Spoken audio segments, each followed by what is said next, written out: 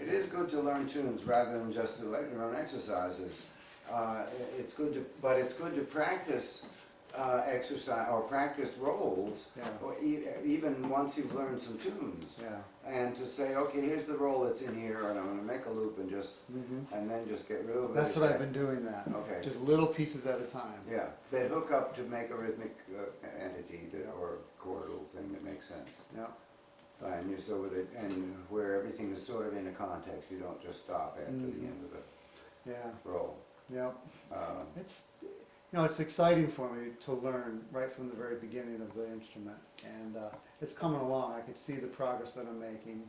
Like last time I was here, I said I want to learn Cripple Creek and Cumberland Gap, and I'm actually doing it. And I picked up the Devil's Dream on my own.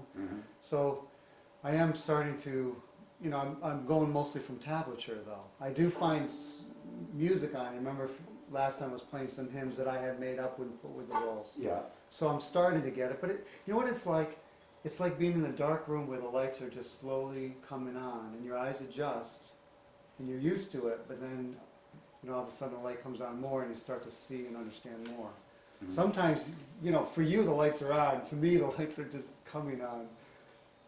Do you know what I'm saying? Yeah, I do. I'm trying to turn them up, Yeah, and it does. Every time I come, that's exactly what happens. The light goes on a little bit more. And every day when I sit down and practice, and think about what I'm practicing, not just blindly just, going through the things.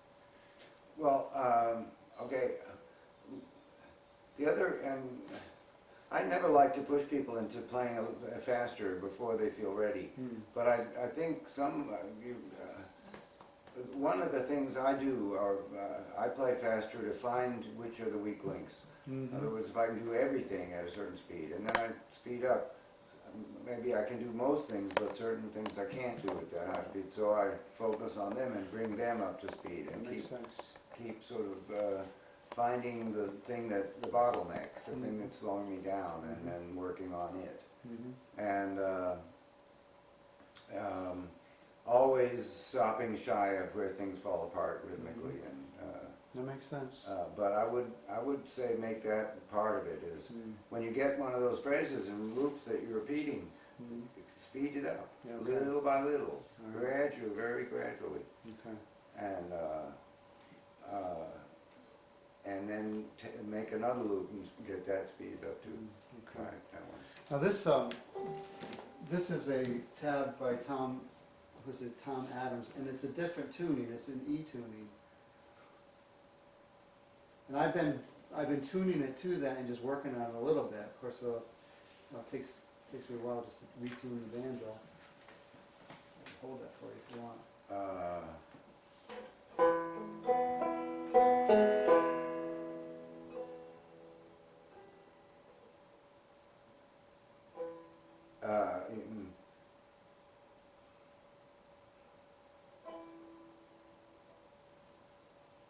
Okay, well, I think what's going on here is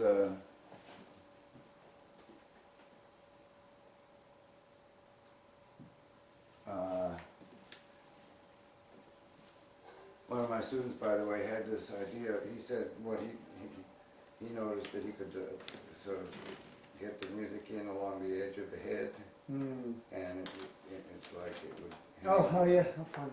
hang here in the banjo like this. Yeah, that's good. But he thought that it would be better to actually invent a music stand or a music holder that clips on or attaches to the banjo. Okay, what I've done is okay, up to here. Now I'm going to lower the second. Here's my D tuning that I was with a high B here, and that's the tuning that he's in. Okay.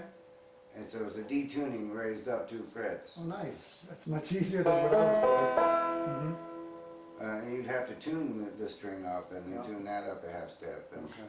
but no, I think that's what he is most likely doing.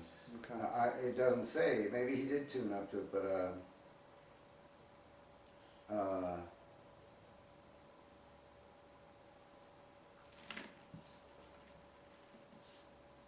oh, he did tune it up. He says instead of footing the banjo and detuning and using a capo at the second fret, which is exactly what I did. I tuned it into the open E chord in the detuning. Okay, well,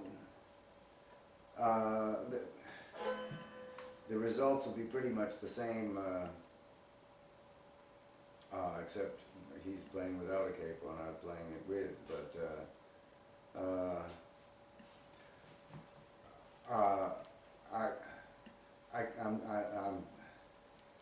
I would be embarrassingly slow to actually sit and play this tab as written, having not heard his arrangement or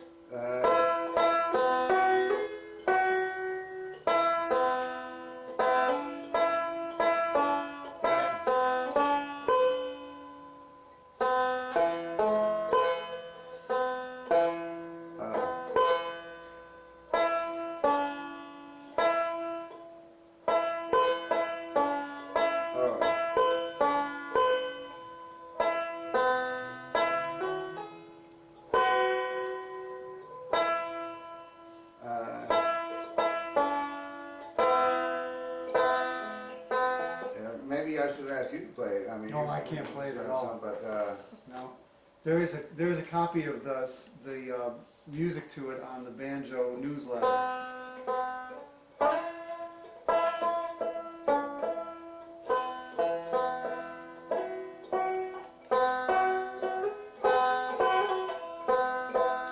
you know, I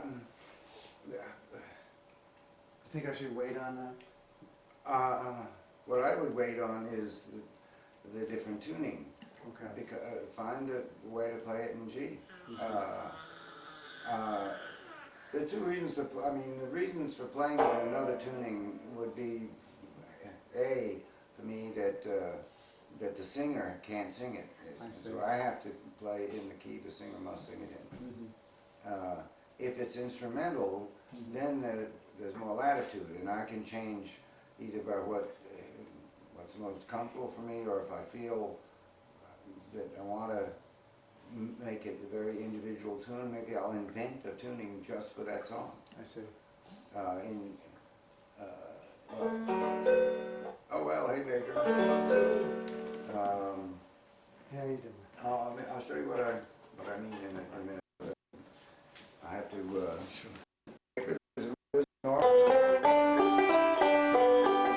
And now I go back to D. And see, you remember this?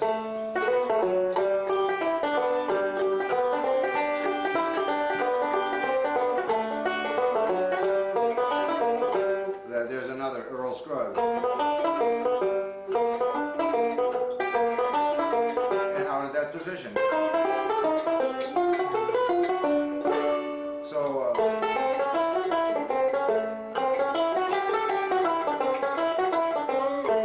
those are all out of the position, you see. So, getting first getting the position in your fingers, Yep. and then seeing knowing how to move around in it. Yep. Okay. We've got to you start using right away the two G positions, this one and this one. This is like the C chord moved up. Okay. And it looks about the same, Yep. except these two fingers in the back here, notice the middle finger's on the third string here, index on second. Yep. And when I move up here, the index is moved to the third string, and did you see it happen? It's fast, but yeah. Well, it I see happens the while I'm moving. Yep. It has to be one thing. You can't just slide up and then say, put this finger and then put that. It takes too long. Yeah. And we're going to be doing this like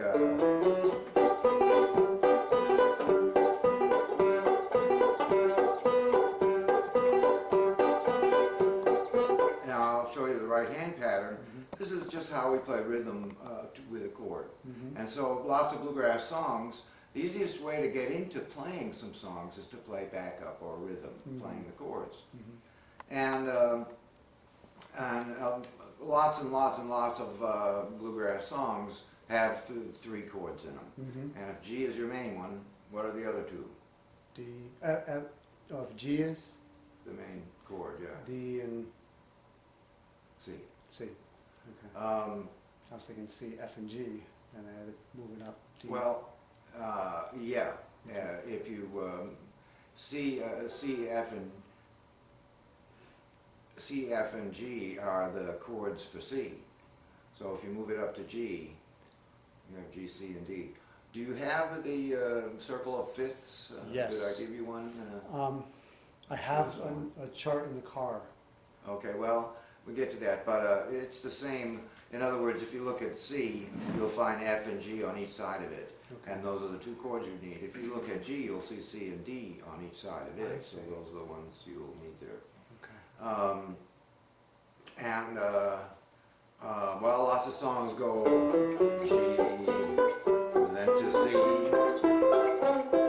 and back to G, maybe to D.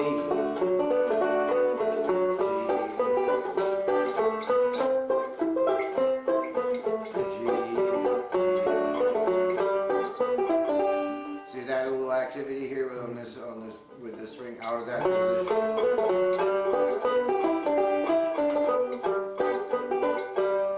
So that you can play the same chords. If you can play a G here and then a C. I'm kind of just flattening my finger, oil canning it instead of repositioning it. I see. It's no economy of motion there. You really want to try to make the transition as quick as possible. And in this case, it's really just flattening that ring finger out. I'm fretting the low strings with that ring finger and the little one. And another, hope it's helpful, clue is when you're changing between this position of G and this one, well,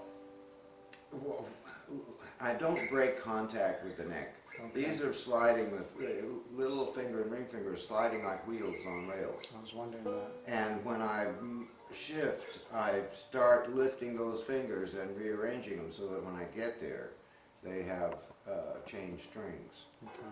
They're in the same frets they were in, but they have swapped strings. And it is one fluid motion, you can see. And it seems silly to say, but you won't see it, well, when I'm looking at the neck and I'm playing, what am I looking at? Well, I'm looking at the neck. I'm not looking at my hand. Okay. Because my hand is too fast for my own eyes. The neck isn't moving though. And when I look at the neck, I see the place my fingers need to be. I see. Okay. I don't watch my hand on its way there. All right. It's too much. Yeah. Yeah. And the places on the neck where the right notes are don't move. And the other thing is, whatever finger, I mean, if this is the melody note, you know, it doesn't matter, it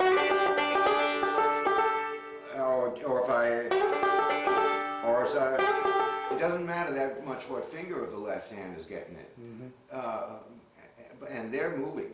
The place on the neck is on the one, you know, that one place that I need to be, and it's not moving. So when I'm watching this hand, I'm really not watching the hand, I'm watching the neck.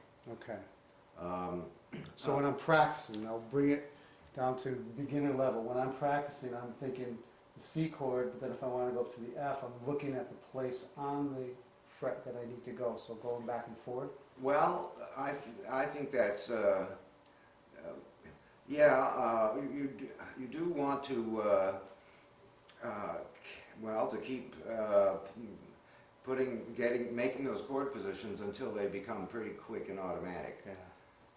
Yeah, right now I'm at the stage where I'm just going like this, and then, you know, it's very slow for me at this point. Yeah, well, if you, of course, when you're playing a tune, you can't stop or slow down when the chord changes. Yeah. So you zero in on little transitions that you need to improve, and you just set up your own little plan to, like,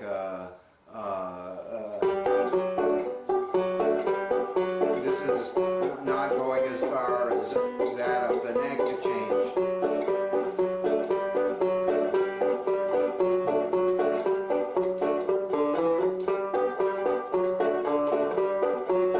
And I'm practicing the change from one chord position to another. If I'm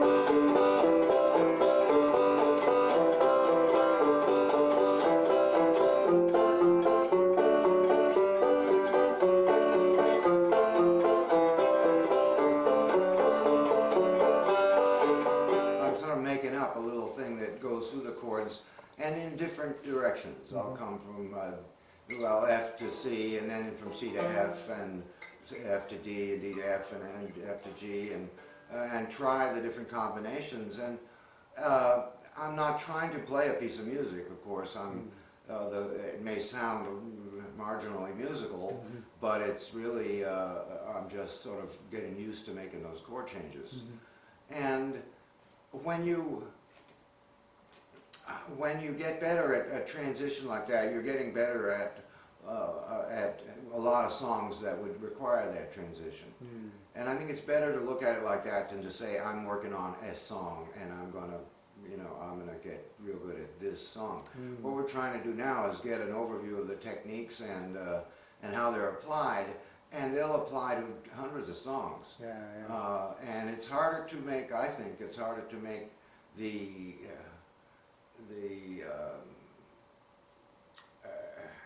extrapolation than it is or to imagine something bigger than a song.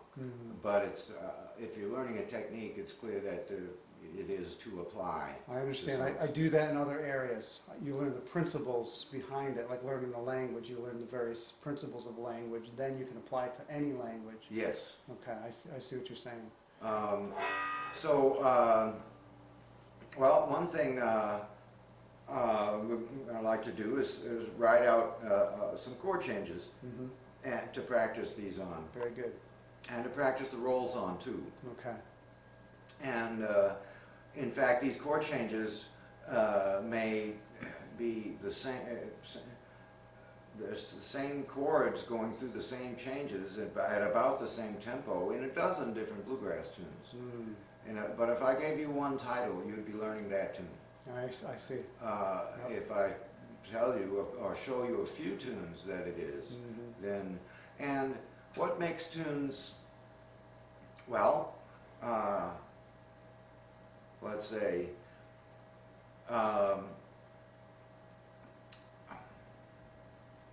pieces of music are usually considered to be unique things. If you if you check it out, something that makes a tune or a song unique would be its melody or its words. Makes sense. And so let's discount the words right away. I'm not a singer myself, and we don't need to practice singing today. The melody, well, you know, there are 8 notes in the scale, 7 different notes in the scale. And many tunes pretty much confine themselves. How many variations are there? Not that many for the millions of tunes. Right. And so there are some that are congruent or some that are real parallel. Well, I like to think there are things that make tunes unique, but there are also things that make them similar. Right. And that would be in the same key, in the same tempo, with the same chords. Yep. So I kind of like to work from the top down in that way, you know. I'm following you. Yep.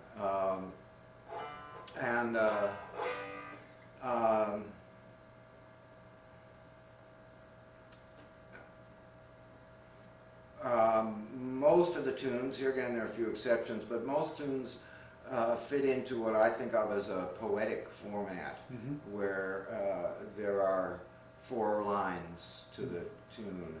And so when I look at a piece of, well, there are 4 lines across here, so that's a good sign. but it's not. But what is not typical about these exercises is first that they're all on open strings, Right. and they're all 4 measures of a G chord, when in fact you don't run into that a whole lot. Yep. You can. The other thing I notice is that these are all forward. In other words, they are all thumb followed by index followed by middle followed by thumb again. But they're 1 measure long. Everything starts again at the beginning of the measure. So it is. Whereas I really consider a forward roll to be a continuous thing. And on the sheets that I gave you showing the rolls, I have dots before and I after. didn't get those sheets last time. Uh-oh. Yep. We were so busy with the other banjo. Oh man, well that was my great mistake. But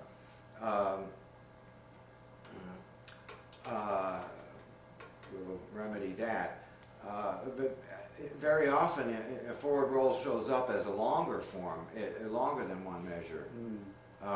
There's even a tune that Scruggs plays.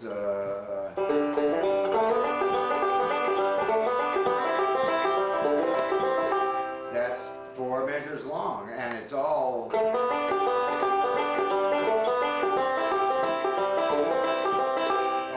totally straight ahead forward roll. But there's a melody coming out in there, and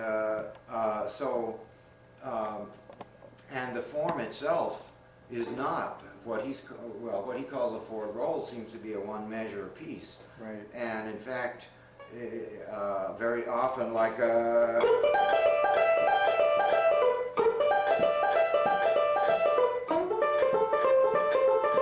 those are Earl Scruggs kind of things, and he's doing that pretty much with a forward roll. 1, 2, 3, and then a little hitch at the end. So that's 2 measure, almost complete forward roll. So it's kind of getting us down where you could say there are these patterns that we're looking at learning. The shortest one I looked at was the 4-note pattern. That's one of the basic Earl Scruggs: thumb, index, thumb, middle. And the thumb has some latitude. It can just stay on the 5th string, or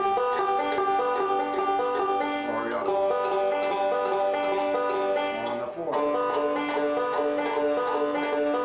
or move around.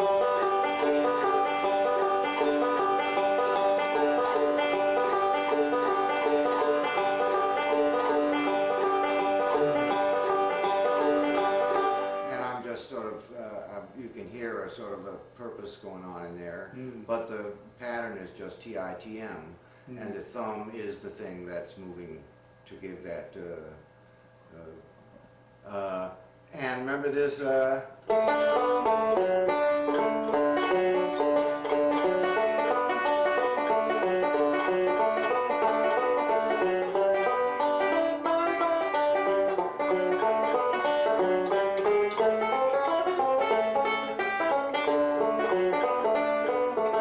The key of D now, and so the chords I needed were G and A, and so any chord can be home bass, can be the key you're in, and some are more convenient than others, and the ones that aren't convenient you can use a capo.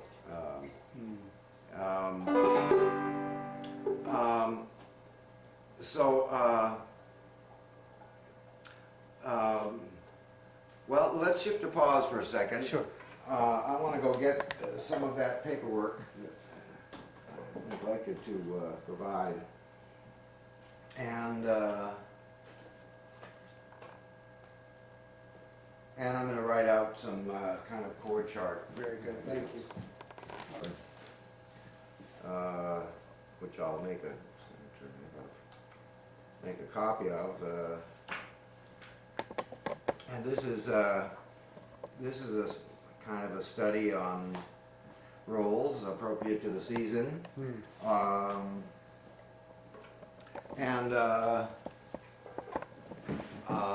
Let me just play it for you.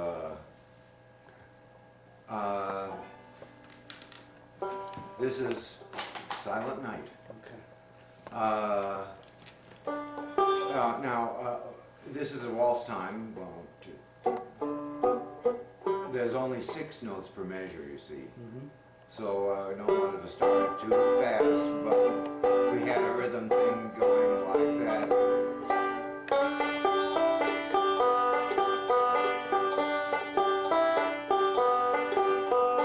And then now the second line, I'll write the right hand in here if we need to. I'll make a photocopy first. You can see it's middle, it must be the middle finger playing the first string, and then it must be index if the thumb is to be available to play that low note. So the second line, pretty much, then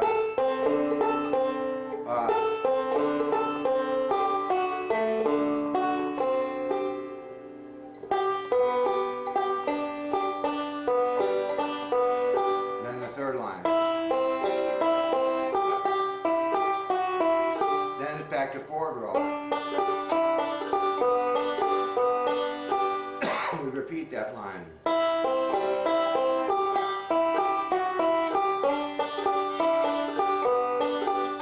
Then we have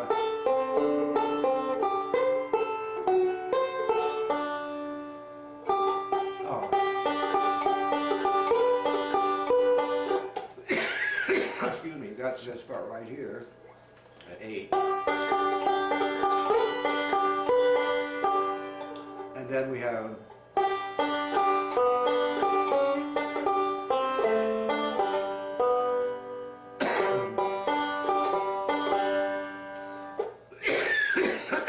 so sorry about my cough. There's some left hand stuff here, but there's a lot of single string like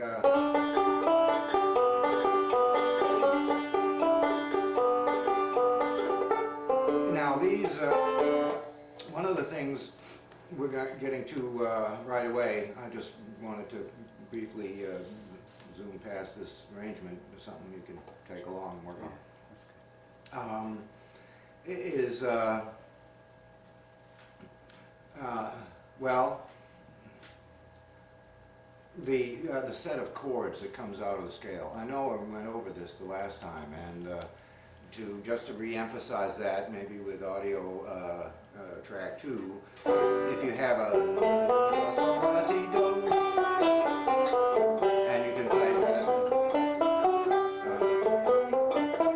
in different ways. They all sound the same to me. And so to make the chords, we use each note in its turn as a starting point. And we play up rhythmically up at least through the first 5 notes. So we have do, re, mi, fa, sol, and in a rhythmic way, emphasizing the first, third, and fifth, you hear the chord. If I start on the second note, re, I got re, mi, fa, sol, la. I haven't changed the scale notes, so re, mi, fa, sol, la. So I have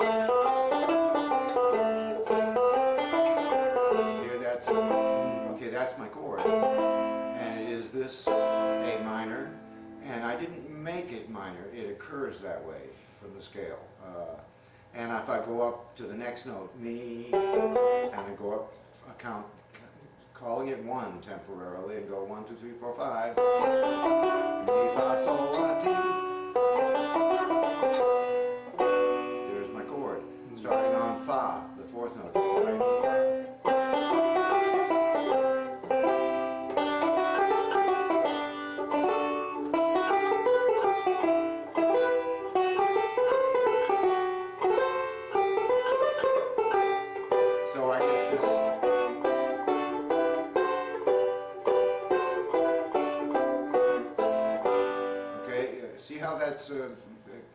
I understand here, but I'm still trying to translate it. Well, sure. Sound-wise is the first way to try to understand I it. understand that. If it makes sense there, then your ear will guide you to find the places on the fingerboard. Yep, because I used to do that on the piano. Good, okay. Yeah.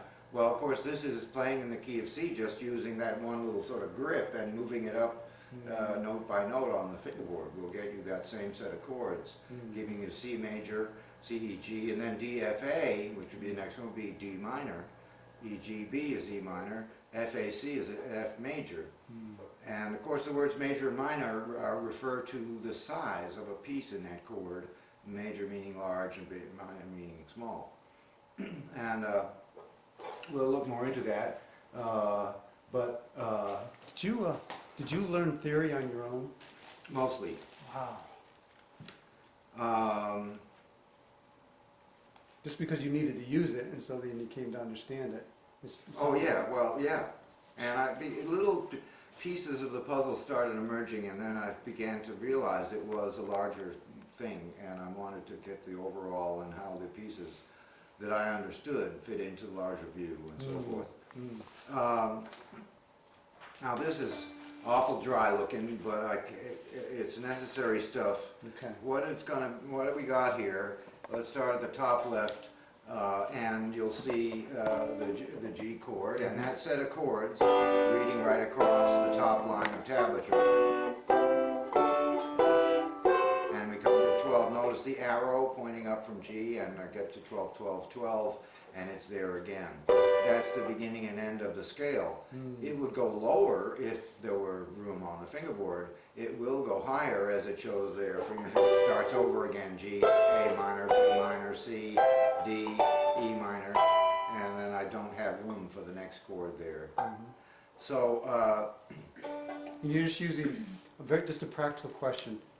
The fingers that you're using for each one, they naturally fall into place as you go up. yes and no.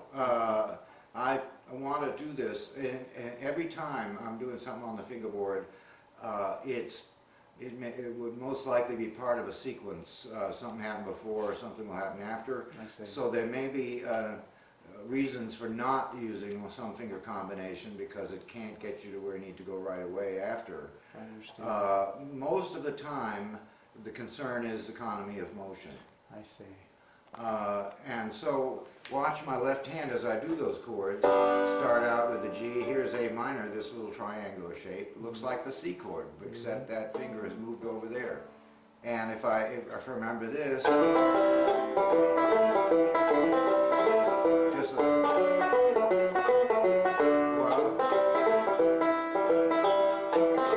that's A minor, and then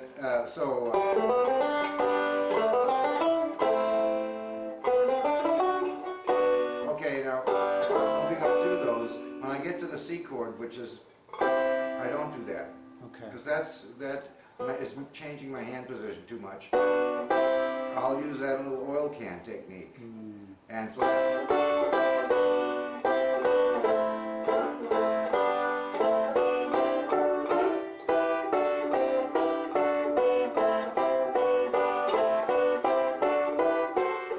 Okay, if I'm stopping here, I might permit myself to do that, but it doesn't give me that much latitude about going higher. It would be easier. So it's that you could play different chords different ways on the fingerboard, but you always want to do it within a pattern that would be the most convenient for the changes. Is that what you're saying? Yeah, well, the places on the fingerboard don't change, and that if this may be the right way to play that chord in a sequence, but sometimes when I hit the fret it like this, I see. I may fret this like this, or this, depending if I have to use my index finger somewhere else. Right. For the moment, I want to get fluency moving between these chords. Okay. And to get an overall view of the whole page. Okay, notice none of these chords involve the fourth string. I don't need to see the page. I'd rather be turned so easiest for you. But we can tell what we could do with that. These are 3-note chords. That's the whole meaning of triad. I see. And so we just need the top 3 strings. If we use another string, it would be to duplicate one of those notes. Okay. And the easiest one to duplicate on the 4th string is the 1st string, since they're tuned the same. Right. So when you see 0, 0, 0, it means the fourth string could be 0, 2. When I see 2, 1, 2, I could fret the fourth string. I'm doing both with one finger there. Oh, you are, okay. And instead of trying to get 2 fingers in there. Very good. My fingers cooperate, and I'll do it either way, but this is a little easier for me. Then I get to the C chord. If it's the top 3 strings, then the fourth must be okay fretted the same fret. The reason I'm doing it without showing the fourth string is twofold. One, just so that it doesn't make the page too full of numbers, and because we really don't, in this way of approaching, I don't want to have to make full chords making these 3-note pictures. Makes sense. And sometimes we don't even use all 3 of them. Notice on the second line, locate the G. It's the 3rd one in. And that's where the arrow is, so that starting there, going up through the octave to the next arrow above G, would be the same set of chords, but in what we call another inversion, Okay. which is turning a chord upside down, putting the note on the bottom on the top instead. And in fact, that's exactly what happens. If you notice the first set of chords, remember, here's the scale. So we've got a chord for every one of those. In the second set there, starting on the second line, and 3rd one in is G at 5, 3, and 4. Well, if I just play those,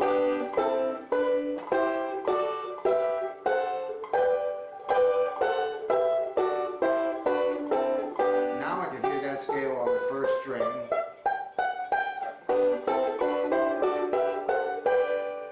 And so the scale has been on the 3rd string. Here it is on the 1st string. And so guess where it is for the 3rd set? It's on the 2nd string, which is the only one we haven't used for that purpose yet. When we use the 1st, we're also using the 4th, you see. Right. If I can do this.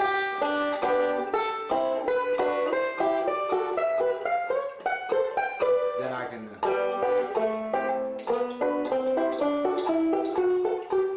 make the scale on the 4th string too. And on the 3rd, if we start looking again for the arrow for the G, it's what, 5 steps in, and so there's my G chord, top 3 strings, and the scale is now on the 2nd string.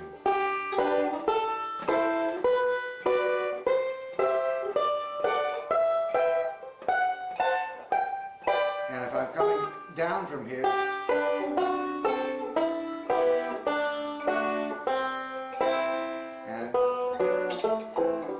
and so we continue down like that musically. It's all kind of built on the scale.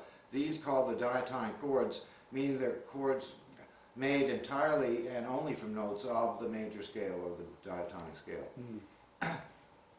At the very bottom of the page, there's this little thing called borrowing. And the easiest way, let me see if I can demonstrate this. When I'm only going, now I'm going to take the top row of notes up there, the very top line, and I'm only going to play the top 2 strings, leaving the 3rd out of the picture. Okay. And what I'll hear.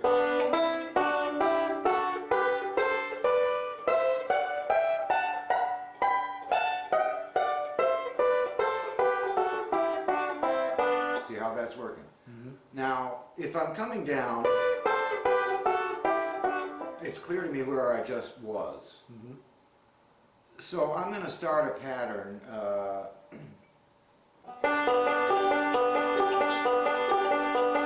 Right-hand pattern, and I'll move up to those pair of notes.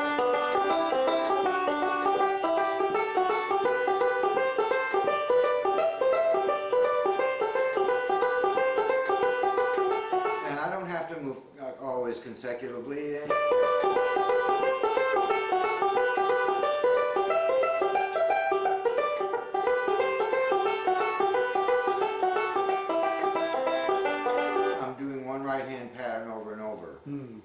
if I'm here coming down, for the place that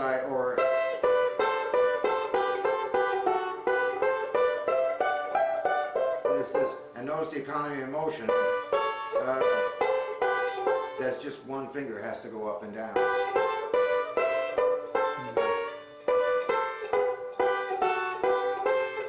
Okay, but if I'm here, let me do that pattern, and I'm going to borrow this note.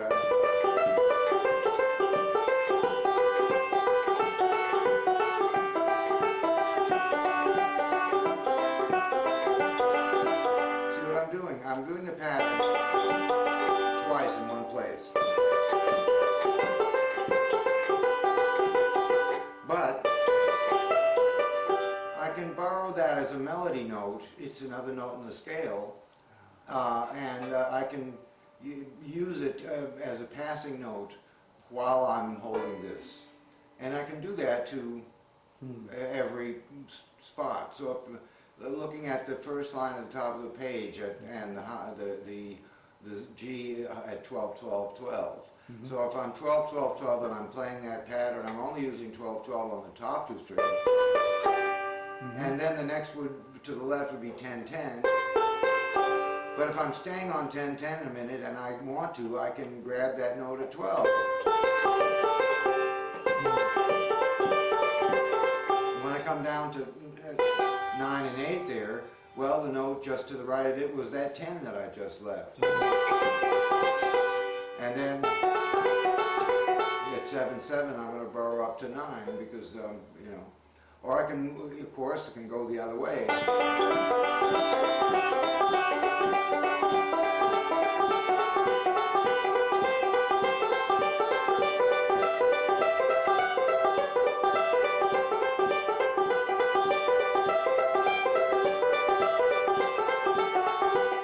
You can hear some musical stuff going on there.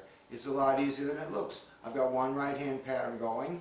I'm moving up and down through that set of chords, which can apply to every scale or any tune in any key.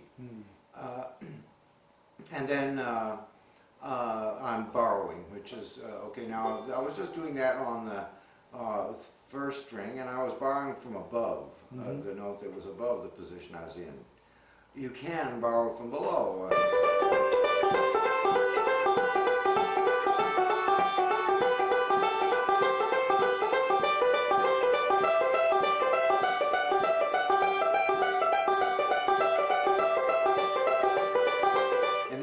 Looking at the top line, 12, 12, 12 there above the arrow, I can borrow the 10 from the left hand or the 14 from above. If I'm down here at 10, 10, I can borrow the 9 or the 12, and then so on and so forth. Let's look at the second line. And you know, the set of chords along the second line, locate the G, the third one in. And I'm only going to play this time the strings 1 and 3. And now let me just play that. That's the 5 on the first string and then the 4 I'm looking at here. And then the next position up would be this. 7, 7, 7, 5. I'm not playing the second string note. And then moving up through just those pair of notes on those two strings.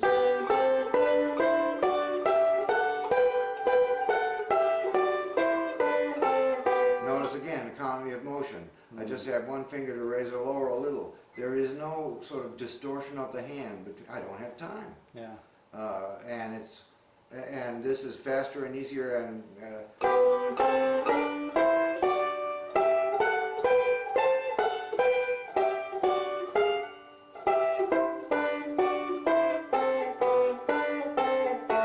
so it's down, up, down, down, up, down, up, down, up, down, down,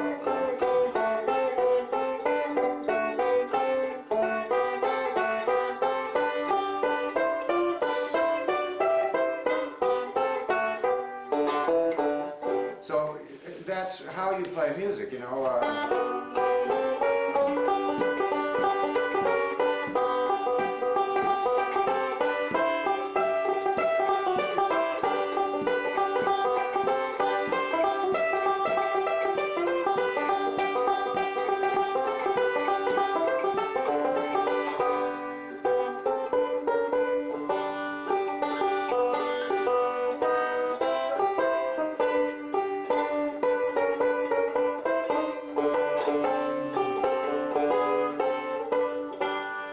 So that's how you look for tunes. Generally speaking, one of those notes of the pair is the melody, the other one's along for the ride. If I start here, this is a G with a B above.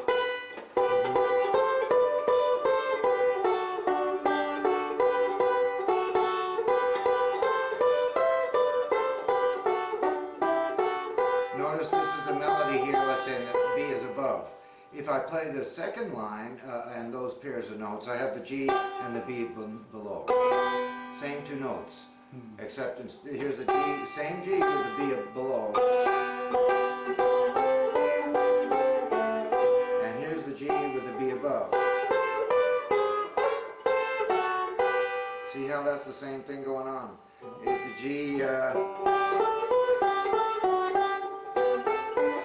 the same, but the B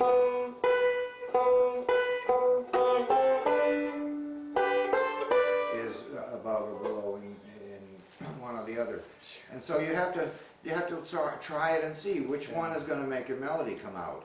But that's what's happening in this part of Silent Night, where I'm going.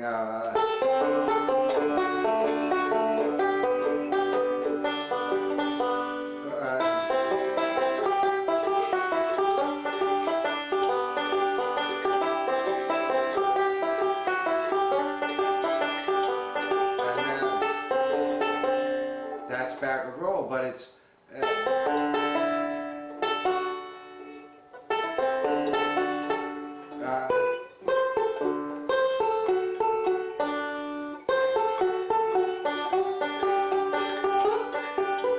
so I'm trying to put to use some of the ideas. I'm sort of showing you a result and then backtracking to the major.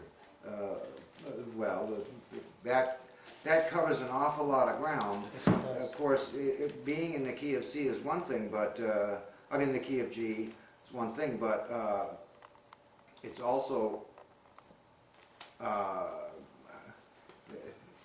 it's every key. You know, the same stuff further up or down the neck represents any key or every key that you will ever play in, and there aren't any. Well, yeah, there aren't any ones left out in the process. Okay, now these two sheets, and I can't understand how I let you get out the door without some of this stuff. Well, you had an appointment, and we went longer because of that old banjo, Yeah, and so.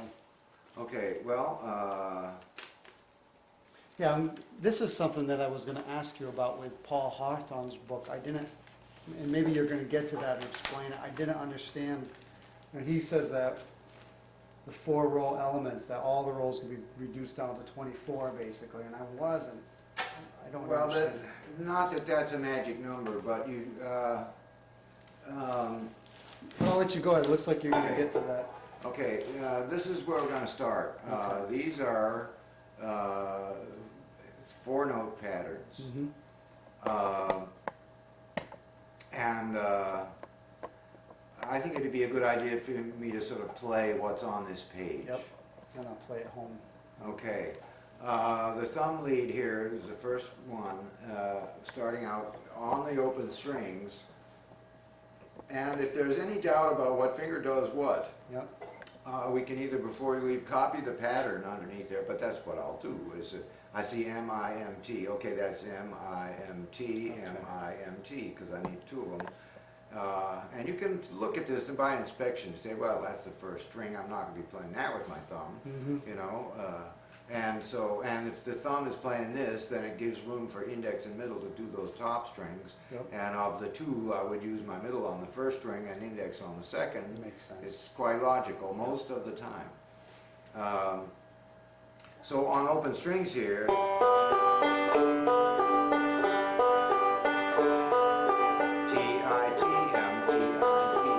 And notice that the 3rd string is, I'm hitting the 1st string, the 1st note, and the 5th note, which is the 2nd time through this little pattern, I'll hit the 4th string, maybe.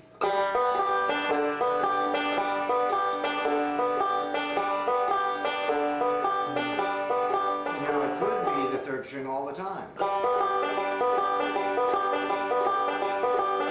Or could be the fourth string. Or maybe just the fifth string. Or just the third. It's the same pattern. So what I want to at least separate the right hand from the left and say, well, okay, I'm doing something different with the left hand, or I'm hitting a different string with my right hand. But the fact is that the fingers are still operating in the same order. Yep, I understand. So that is the roll. We'll learn a roll and then a dozen or two ways to use it, and it's not a different roll every time. Same right hand pattern. Okay. Right away I jump into stuff here with some left hand activity. Notice the tied notes. So I have a 2 and a 3 there, which I'm fitting into the space of 1/8 note. Okay. So that's okay, now there's another subject I'll try to get briefly. If you're playing alone, if you play just equal time, 1 and 2 and 3 and 4 and... It's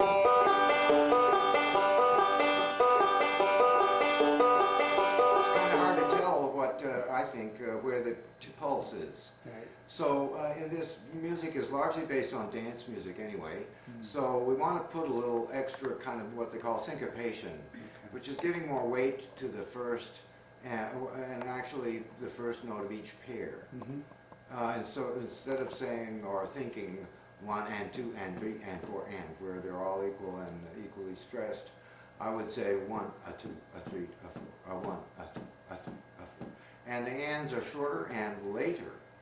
So they're not so much later that it changes to 6/8 time, you know, because if I do equal time, and then I try to get a little of this swing in there, if I do too much, it's 1, 2, 3, 1, 2, 3, 1, 2, 3, 1, 2, 3, 1. I don't want that much of it. I want a shade between none and obvious, but no, you know, not, you have to kind of watch it. And it's timing, and of course we got to get the fingers moving reliably in their course, then we start adding these inflections. So on open strings, that first,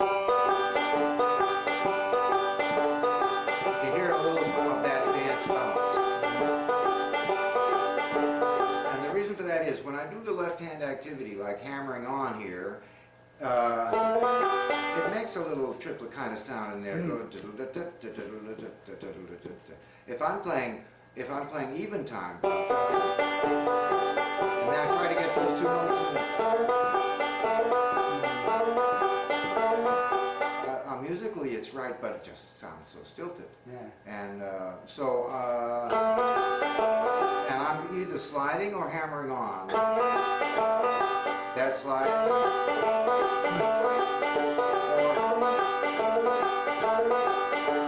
Hammering on gets me a little more of the triplet sound, but there's a hammer, and then guess what? I'm lifting, because if I leave it down, I get that.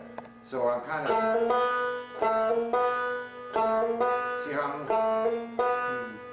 and I was only playing the thumb index first 2 notes, but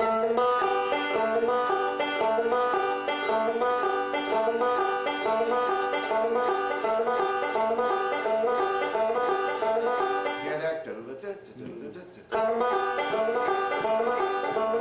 Okay, the second half shows pulling down from 3 to 2, and even hitting the 3rd string open. So that whole measure,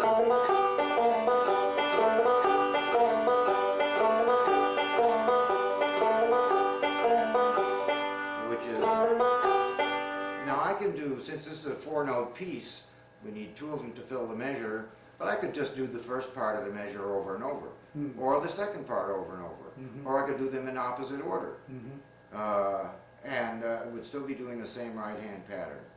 I see what you're saying. So that's when we learn this, is don't just learn to play across the page.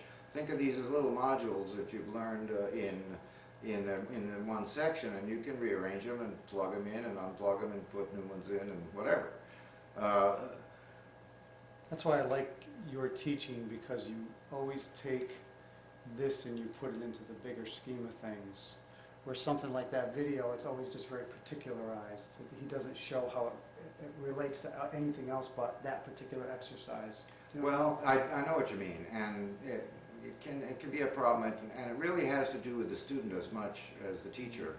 And when you're teaching for a group, you can't assume that, you know, right now I know, I can tell what wavelength you're on, and I can be there too. Yep. But you can't do that when you're teaching a camera. Right, right. Plus, I'm understanding here, it's going to take me a long time to translate it here. Sure, that's always the thing. And but the understanding upstairs is totally necessary. Yep. And if it doesn't come until after you've learned, then it's taken you longer, and you've been working on stuff without really knowing why. Let's kind of break down this pattern and look at it functionally. The thumb is hitting the first note of the measure, and it is in fact the kind of metronome here. The thumb is just doing this, and all the dance rhythm stuff is on the in-between notes.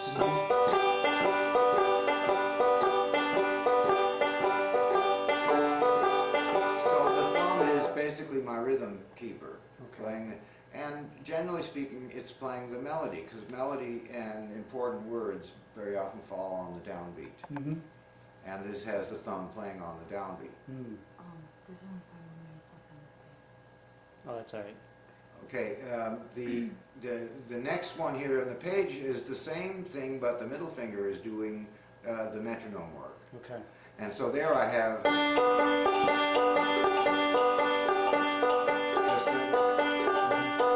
and it may also, the second measure of 0 shows first and third string.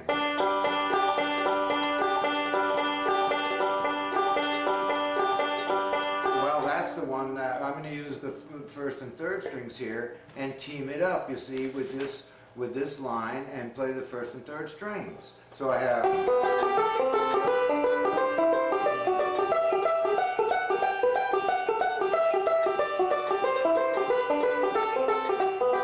I can borrow.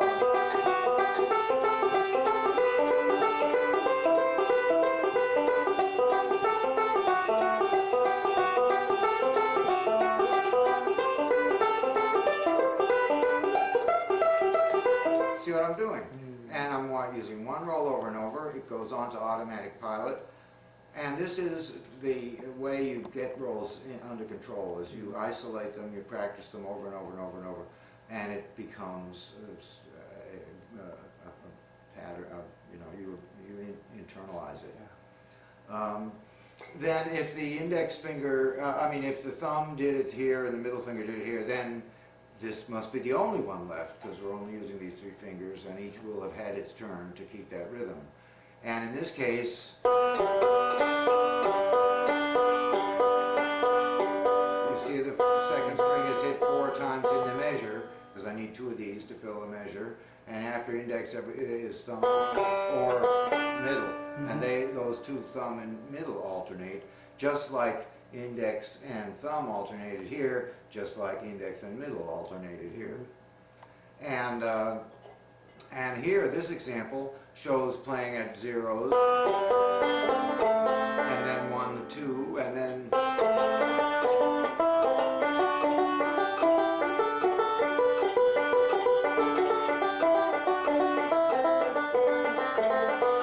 guess what? That's just the top 2 notes out of that whole string up there. And here's another way of playing it. In this case, well, the thumb is on the 5th string always, and the index is always on the 3rd string according to that pad.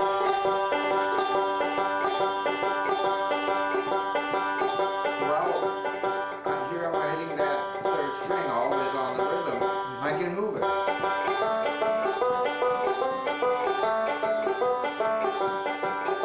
And I can move that octave note up to the middle, up to the 2nd string.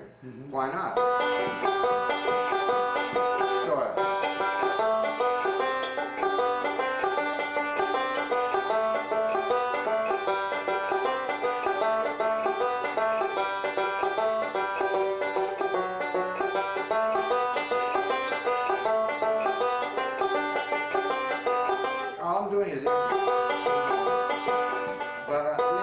following whatever the melody is around which my left hand's determining.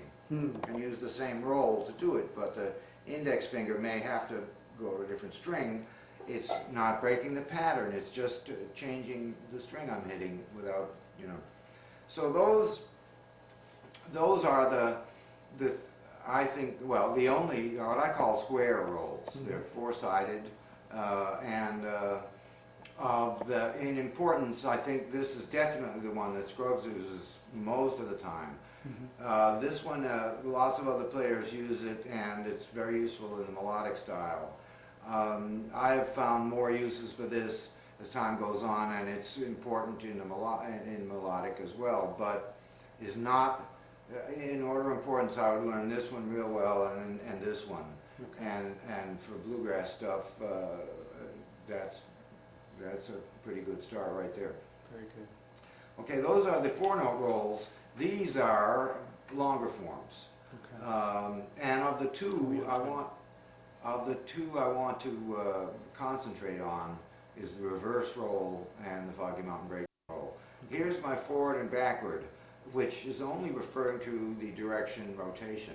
So index middle is sort of clockwise rotation around the hand, or forward, and TMI, TMI, which is the same as MIT or ITM, ITM.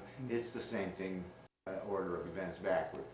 And the dots before and after just mean that it doesn't matter what finger it starts on or ends on. And because, and in many cases, it does go right past the measure line. And this sheet here doesn't hint at that.